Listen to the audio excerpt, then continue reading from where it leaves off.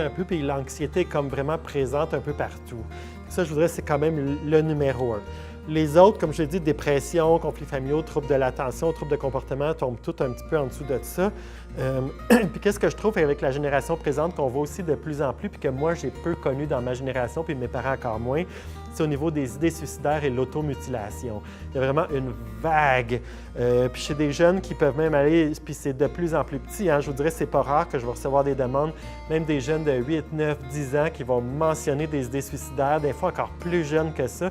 C'est quelque chose qu'on ne voyait pas avant ou que c'était quelque chose qu'on entendait parler, mais qu'on disait « Ah, je n'ai eu un dans ma carrière une fois ».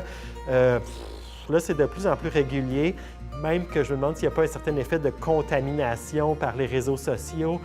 Écoutez, moi, je n'avais pas accès à des réseaux sociaux dans mon temps, fait que ces problématiques-là, j'étais comme moins confronté un peu. Mais ces temps-ci, quand je parle à des jeunes, puis ils sont au courant, ils savent c'est quoi l'automutilation, ils savent pourquoi que les gens le font. Même des fois qu'ils vont me dire, ben oui, j'ai vu sur Internet que les gens se sentaient mieux quand ils faisaient ça, fait que j'ai décidé de l'essayer. Moi, ça me renverse un peu parce que c'est pas quelque chose qu'avant était si disponible que ça. Puis maintenant, c'est vraiment un livre ouvert où ce que tout le monde peut aller piger un peu là-dedans.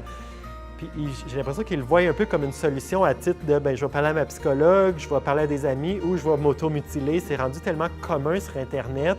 C'est vraiment au même pied d'égalité sur Internet que toutes les autres solutions que c'est bizarre un peu là, ce qu'on voit. Vraiment, je pense que tout le monde, les familles, nous, le réseau public, les écoles, on a vraiment un gros travail de comme essayer de gérer un petit peu cette vague-là des réseaux sociaux parce qu'on se fait prendre un peu par surprise. Là. Les jeunes nous dépassent rapidement puis on perd un petit peu le contrôle là-dedans. Je vais parler un peu de nous au guichet. Donc, le guichet d'accès, notre processus. Donc, nous, on reçoit la référence et puis nous, il y a un travailleur social qui va contacter le client s'il a 14 ans et plus ou sinon, s'il est en bas de ça, sa famille ou si le jeune nous donne la carte.